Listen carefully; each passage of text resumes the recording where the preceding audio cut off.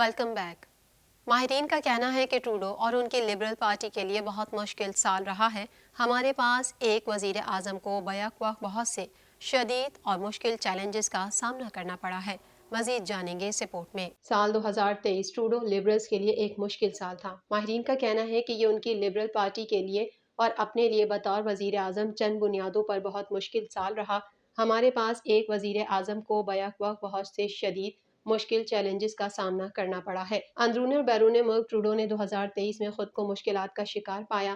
بین الاقوامی سطح پر مشرقی یورپ اور مشرق وسطیٰ میں جڑواں تنازعات، کینیڈا کے انتخابات اور اندرونی معاملات میں غیر ملکی حکومتوں یا ان کے ایجنٹوں کی مداخلت پر خدشات کے ساتھ تھے۔ کینیڈا میں جنگل کی آگ کے ریکارڈ سال کے درمیان کینیڈینوں کی اکثریت نے کہا کہ وہ چاہتے ہیں کہ وفاقی حکومت موسمیاتی بحران کو مزید خراب ہونے سے روکنے کے لیے مزید اقدامات کرے، لیکن ان پر ہونے والے اخراجات میں اضافے کی فکر ہے۔ حکومت کی امیگریشن پالیسیاں بھی غیر مقبول ہوتی جا رہی ہیں۔ کینیڈینز کی اکثریت کا ماننا ہے کہ امیگریشن کی بلند سطح رہائش کے بحران کو مزید خراب کرنے کا باعث بن رہی ہے۔ گھریلو طور پر ماہرین اس بات پر متفق ہیں کہ زندگی کی بڑھتی ہوئی لاگت اور رہائش کے بحران نے کچھ ووٹروں کو لبرلز کے خلاف کر دیا۔ یہ اس وقت سامنے آیا ہے جب کنزرویٹو لیڈر پیئر پالیور نے 2023 کے انتخابات میں مسلسل برتری برقرار رکھی تھی۔ آئی پی سوس کی طرف سے پولنگ گزشتہ 2 مہینوں میں 2 بار ظاہر کر چکی ہے کہ 69 سے 73% کینیڈینز کا خیال ہے کہ ٹروڈو کو اب اپنا عہدہ چھوڑ دینا چاہیے۔ ان لوگوں میں جو لبرل پارٹی کے حامیوں کے طور پر شناخت کرتے ہیں، 3 میں سے 1 کا خیال ہے کہ اب پارٹی کے نئے لیڈر کا وقت آ گیا ہے۔ دوسری جانب ٹروڈو کے قریبی ساتھیوں کا کہنا ہے کہ جب وہ کسی چیلنج کا سامنا کرتا ہے تو بہترین کارکردگی کا مظاہرہ کرتے ہیں۔ اس سے پہلے بھی ٹروڈو پولز کے نتائج کو غلط ثابت کر چکے ہیں۔ وہ ساحل سے ساحل تک جانا اور کینیڈینوں کے ساتھ بیٹھنا پسند کرتے ہیں، چاہے وہ بورڈ روم میں ہو یا کلاس روم یا بورڈ روم یا کمیونٹی سینٹر میں۔ یہ تب ہوتا ہے جب وہ اپنی بہترین حالت میں ہوتے ہیں، جب وہ سڑک پر آتے ہیں اور کینیڈا کے خاندانوں سے بات کرتے ہیں۔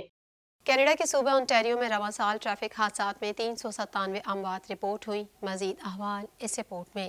اس سال انٹیریو میں 10,000 سے زیادہ خراب ڈرائیونگ کے چارجز عائد کیے گئے۔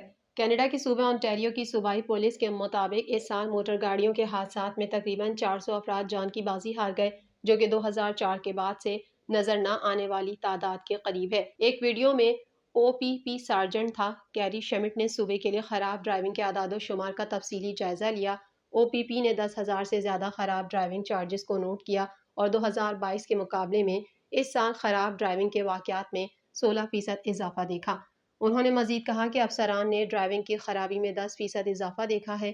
2023 میں 49 افراد الکوحل یا منشیات سے متعلق حادثات سے ہلاک ہوئے اور انٹیریو میں موٹر گاڑیوں کے تصادم میں تقریباً 400 افراد ہلاک ہوئے۔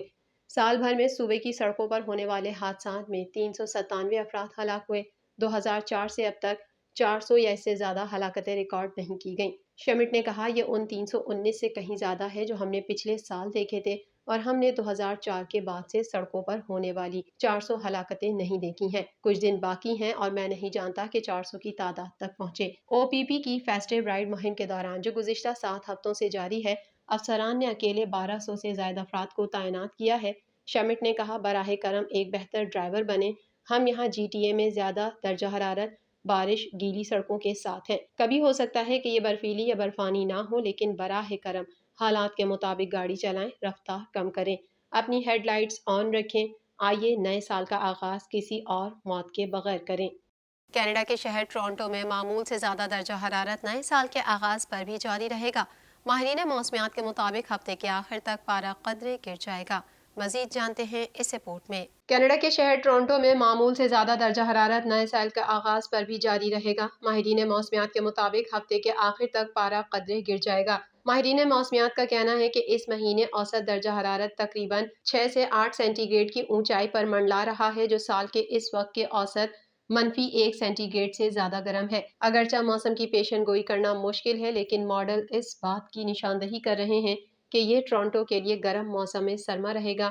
ماہرین موسمیات کے مطابق زیادہ سردی کے دنوں یا بھاری برفانی طوفان کا فی الحال کوئی امکان نہیں ہے۔ انہوں نے کہا جنوری 2024 کا آغاز درجہ حرارت زیادہ سے زیادہ -1 سینٹی گریڈ اور کم سے کم -7 سینٹی گریڈ کے ساتھ ہونے کی توقع ہے، جو نئے سال کی نسبتاً ہلکی شروعات کا نشان ہے۔ ماہرین کا کہنا ہے کہ اس سال کی گرمی گزشتہ سال GTA میں دسمبر کے بالکل برعکس ہے، جس نے برسوں میں سرد ترین سردیوں میں سے ایک دیکھا۔ انوائرمنٹ کینیڈا نے پیش گوئی کی ہے کہ اس ہفتے کے آخر میں ہفتے کو بالترتیب -3 سینٹی گریڈ اور -7 سینٹی گریڈ کے ساتھ تقریباً 2 سینٹی گریڈ اور اتوار کو -1 سینٹی گریڈ کی اونچائی دیکھنے کو ملے گی۔ موسمی ماہرین نے کہا کہ 2015 میں ریکارڈ پر کرسمس کی گرم ترین شام 15.4 سینٹی گریڈ تھی۔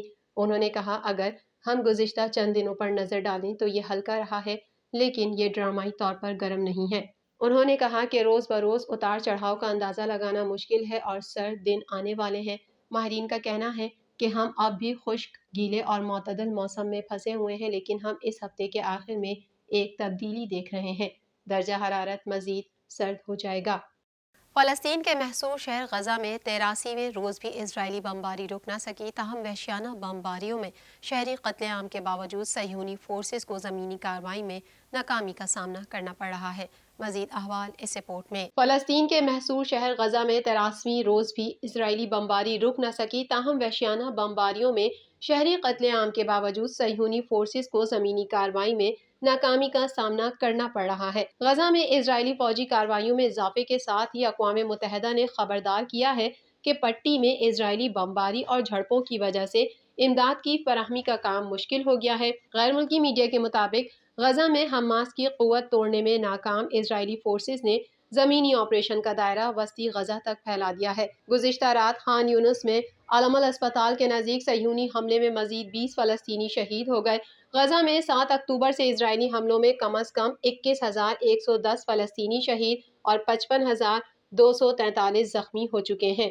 القدس بریگیڈ نے یہودی فوج کا ایک اور ڈرون مار گرانے کی ویڈیو جاری کی ہے۔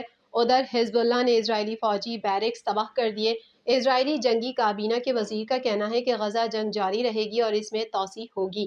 وزیر نے یہ بھی دھمکی دی کہ لبنان حزب اللہ کو سرحد سے دور نہیں کرے گا تو اسرائیلی فوج کرے گی۔ المغازی، نصیرات کیمپ اور رفح کی رہائشی عمارتوں پر فائرنگ اور بمباری کی گئی۔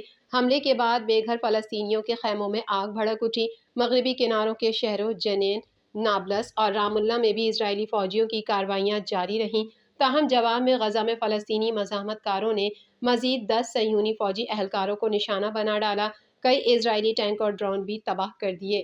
سابق صدر ڈونلڈ ٹرمپ کو نااہل کرنے سے متعلق درخواست سننے سے انکار کرتے ہوئے امریکی ریاست مشیگن کی سپریم کورٹ نے انہیں پرائمری الیکشن کی اجازت دے دی ہے۔ مزید جانتے ہیں اس رپورٹ میں۔ سابق صدر ڈونلڈ ٹرمپ کو نااہل کرنے سے متعلق درخواست سننے سے انکار کرتے ہوئے امریکی ریاست مشیگن کی سپریم کورٹ نے انہیں پرائمری الیکشن کی اجازت دے دی ہے۔ غیر ملکی ذرائع ابلاغ کے مطابق 4 ووٹرز نے ریاست مشیگن کی سپریم کورٹ میں درخواست دائر کی تھی کہ کیپٹل ہل پر حملے میں کردار کی وجہ سے سابق امریکی صدر کو ریاست میں 27 فروری کو ہونے والی پرائمری الیکشن میں امیدوار بننے سے روکا جائے۔ عدالت نے درخواست پر مختصر فیصلہ سناتے ہوئے کہا کہ درخواست گزار عدالت کو اس بات پر قائل کرنے میں ناکام رہے ہیں کہ اس عدالت کو معاملے کا جائزہ لینا چاہیے۔ ماتحت عدالت کا فیصلہ برقرار رکھتے ہوئے مشیگن کی سپریم کورٹ نے کہا کہ عدالتوں کو پرائمری الیکشن کے معاملے پر فیصلہ نہیں دینا چاہیے۔ عدالتی فیصلے کو سراہتے ہوئے سابق امریکی صدر ڈونلڈ ٹرمپ کا کہنا تھا کہ ڈیموکریٹس کی جانب سے انہیں بیلٹ سے ہٹانے کی کوشش عدالت نے بالکل درست اور واضح طور پر مسترد کر دی ہے۔ گزشتہ ہفتے ریاست کولوراڈو کی عدالت نے آئین کی اسی دفعہ کے تحت ڈونلڈ ٹرمپ کو صدارتی الیکشن کی پرائمری کے لیے نااہل قرار دیا تھا۔ TNN ٹی وی کے نیوز بلیٹن میں فی الحال اتنا ہی۔ مزید خبروں اور اپڈیٹس کے لیے دیکھتے رہیے TNN ٹی وی۔